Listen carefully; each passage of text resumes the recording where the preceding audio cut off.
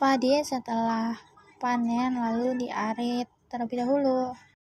Setelah itu dilakukan penggeprekan dengan cara manual untuk memisahkan padi dengan batangnya.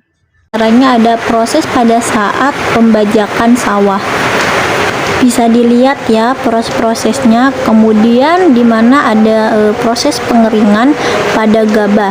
Setelah itu gabah itu dimasukkan ke dalam karung. Nah, bisa dilihat ini adalah hasilnya. Setelah itu jenis gabah tersebut siap untuk digiling. Nah, ini ada proses pada saat penggilingan di mana gabah tersebut dimasukkan ke dalam mesin penggiling, kemudian berubah menjadi beras, yaitu adanya proses penghancuran pada gabah. Nah, ini dilakukan yaitu 3 kali penggilingan agar menghasilkan beras yang bagus dan bersih. Itulah proses pra sampai pasca panen padi serta pengolahannya menjadi beras. Warahmatullahi wabarakatuh. Perkenalkan, nama saya Anita Urahma. Saya di sini bersama Ibu. Ibu namanya siapa? Wasiah. Iya, bersama Ibu Wasiah. Jadi di sini saya ingin menanyai tentang padi gitu. Bagaimana proses awal mula menanam padi sampai pasca produksi gitu, sampai jadi beras gitu. Jenis tanaman apa yang Ibu tanam sekarang ini? Tanaman padi. Iya. Terus bagaimana Ibu Ibu kan menanam jenis padi. Nah, mengapa gitu Ibu menanam jenis tanaman padi, tidak menanam jenis tanaman jagung? Lagi musimnya nanam padi. Oh iya, sebagai bahan makanan pokok juga Sebagai ya? makanan pokok ya. Baik. Terus kalau misalkan kan ada musim iklim gitu, kayak musim penghujan gitu. Nah, kalau hujan-hujan itu apakah mengganggu proses pertumbuhan si padinya gitu?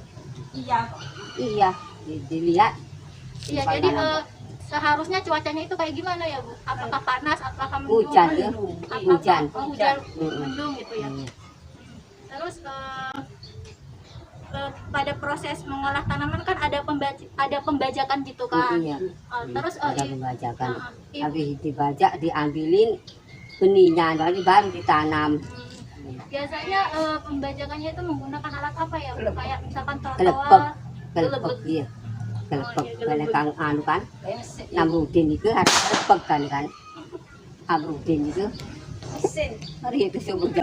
Menanam benih itu ada proses penyemaian gitu. Penyemaian kan, Bu. Nah, proses penyemaian itu bagaimana, kayak disebar gitu. Bagaimana gitu, Bu? Disebar. Oh, disebar gitu. Disebar. Habis disebar baru tumbuh.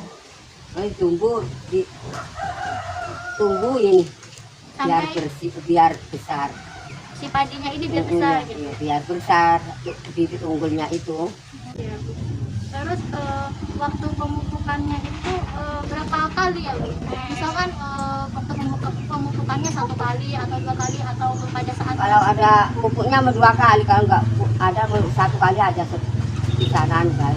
berarti kalau banyak pupuk gitu Iya. bisa 2 kali memupukan, kalau sedikit bisa 1 kali memupukan gitu. Kemudian bagaimana proses penanaman padi yang baik gitu, Bu? Misalkan kita itu harus memilih jenis padinya harus ini, jenis padinya harus ini, pemupukannya harus ini gitu. Bagaimana ya, Bu? Proses penanaman padinya gitu. Menanam padinya kalau udah dapat seminggu atau setengah bulan baru dikasih pupuk.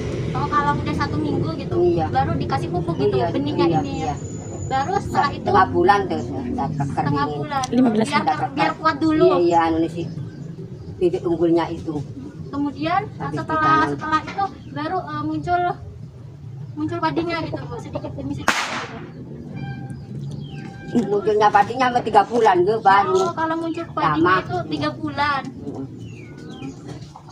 Ya, jadi sebelum melakukan proses penanaman padi itu kita memilih jenis bibitnya dulu ya, Bu. Iya. Nah, setelah itu habis memilih jenis bibit disebar ke tanah. Sebar di tanah. Setelah itu Baru ditanam. ditanam Kalau di- ada air, ditanam di sawah, Sawah, gitu. iya. Kemudian disemprotin air gitu. air disemprotin supaya padinya baik kan. Supaya jangan setelah dikasih itu, dimakan pupuk walang gitu. ya, dikasih Dikasih pupuk. pupuk. Nah setelah itu kan biasanya tumbuhnya sekitar berapa?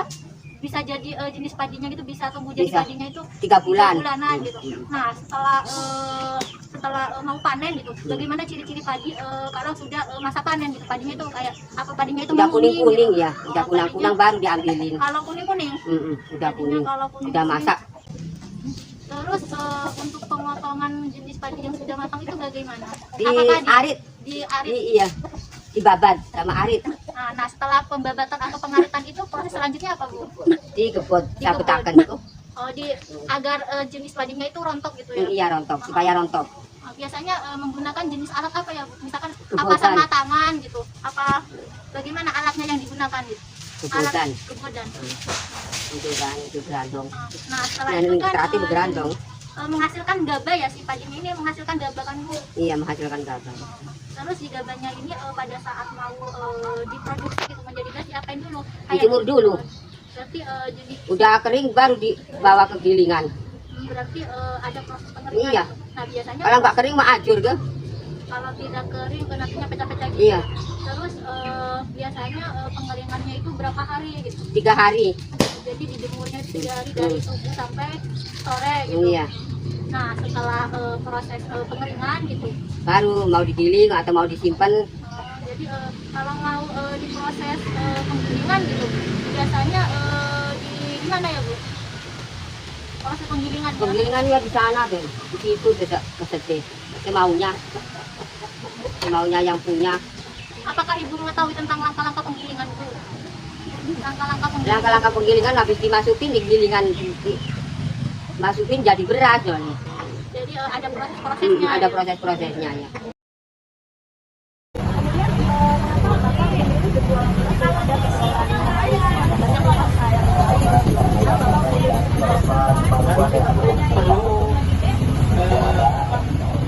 sehari-hari.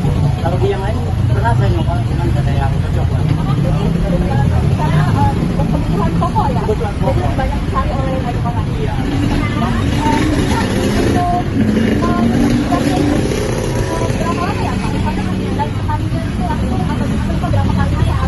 Kalau ini paling seminggu sekali udah habis. Iya. Kadang 3 hari. Jadi sesuai habisnya saja. Iya, sesuai habisnya. Iya. Kemudian dari segi itu apakah ada penurunan harga atau kenaikan harga?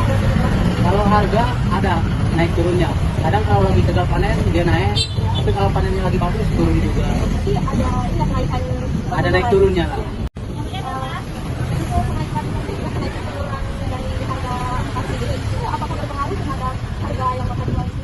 Berpengaruh juga. Kalau dari petani murah ya kita berani lagi kita pembeli. Kalau di petani mahal ya kita naik lagi. Jadi sesuai Iya. apakah ada kesulitan dari Bapak sendiri ketika beras Alhamdulillah untuk sampai saat ini nggak ada. Lancar. kalau bahan beras itu biasanya dari satu produsen atau lebih dari Contohnya kayak ada barang gitu. iya misalnya beras Bapak sendiri di stok.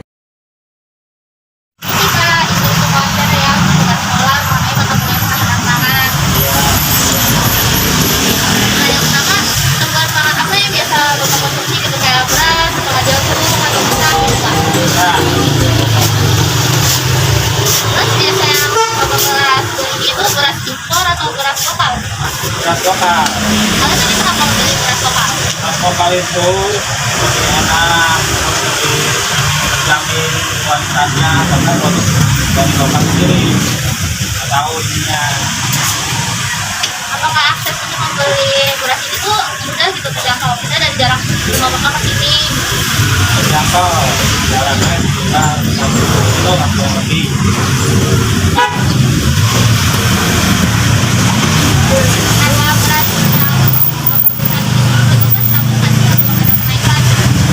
Saat ini harga beras stabil. apakah pernah kesulitan gitu membeli beras buat kebutuhan sehari-hari karena harganya naik? Kalau keluar